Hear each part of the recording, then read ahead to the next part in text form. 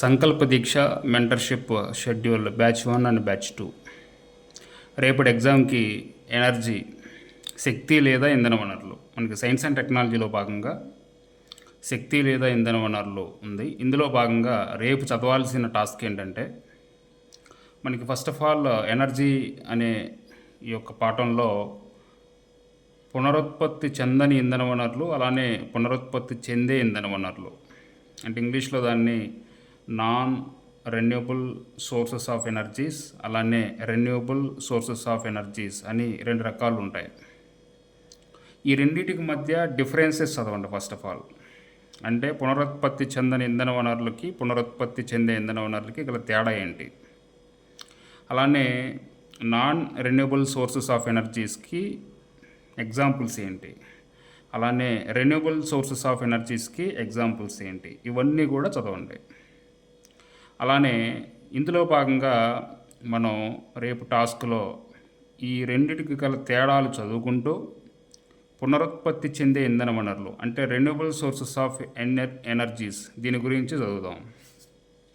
ఒకసారి దీని గురించి అంటే ఇందులో ఏమేమి ఉంటాయి ఒకసారి చూస్తే చూడండి. పునరుత్పత్తి చెందే ఇంధన వనరులు రెన్యూబుల్ ఎనర్జీ సోర్సెస్ అంటారు. ఇందులో భాగంగా ఇవన్నీ కూడా చదవాలి. అంటే ఇవి చూడండి ఒకసారి.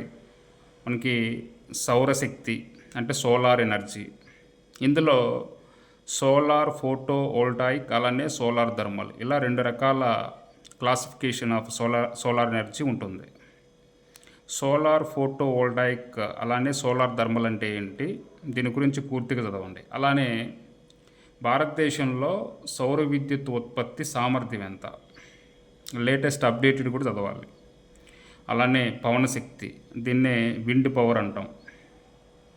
సో పవనశక్తికి తీసుకున్న అభివృద్ధి చర్యలు ఏంటి, భారతదేశంలో ఈ విండ్ పవర్ యొక్క సామర్థ్యం ఎంత.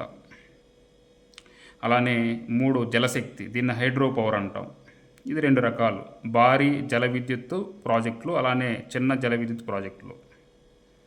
అయితే ఇందులో భాగంగా భారత్లో జల విద్యుత్ సామర్థ్యం ఎంత అది చదవాలి. తర్వాత 4 వేల తరంగ శక్తి అంటే టైడల్ ఎనర్జీ, సముద్రం ద్వారా టైడల్ అలల ద్వారా వచ్చే శక్తి అన్నమాట. దీని నుంచి కూడా మనకి పవర్ అనేది వస్తుంది ఎట్లా. అలానే 5వది జీవ ఇంధనాలు, దీన్ని బయోఫ్యూయల్స్ అంటాం.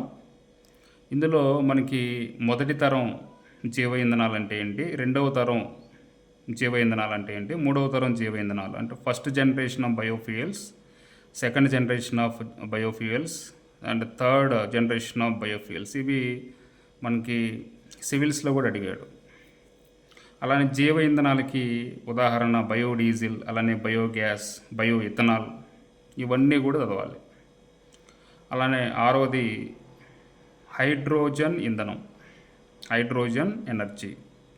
ఇందులో చాలా రకాలు ఉంటాయి, గ్రీన్ హైడ్రోజన్ అని, అలానే బ్లూ హైడ్రోజన్ అని, అలానే గ్రే హైడ్రోజన్ అని, బ్లాక్ హైడ్రోజన్, పింక్ హైడ్రోజన్, ఇవన్నీ కూడా రకాలన్నమాట. అయితే ఇవన్నీ కూడా చదువుతూ జాతీయ గ్రీన్ హైడ్రోజన్ మిషన్ గురించి చదవాలి. ఇది మోస్ట్ ఇంపార్టెంట్, సివిల్స్ లాంటి ఎగ్జామ్స్లో కూడా అడుగుతున్నాడు. అంటే ఇది మొత్తం కూడా చదివితే పునరుత్పత్తి చెందే ఇంధన వనరులు అంటే రెన్యూబుల్ సోర్సెస్ ఆఫ్ ఎనర్జీస్. మనకి ఎస్ఎన్టీలో దీని నుంచి కంపల్సరీగా అత్యధికంగా అడగడానికి ఆస్కారం ఉంది. ఎందుకంటే భారతదేశంలో చాలా ఎక్కువగా ట్రెండీ అవుతున్న ఒక టాపిక్ ఏంటంటే రెన్యూబుల్ సోర్సెస్ ఆఫ్ ఎనర్జీస్, దీని గురించే చెప్తున్నారు. అలానే ఎక్కడ ఏ దేశాలకు తిరిగినా ప్రధానమంత్రి భారతదేశంలో ఉండే రెన్యూబుల్ సోర్సెస్ గురించే మాట్లాడుతున్నాడు. కాబట్టి దీని నుంచి చాలా ఎక్కువ మార్కులు రావడానికి అవకాశం ఉంది. Thank you.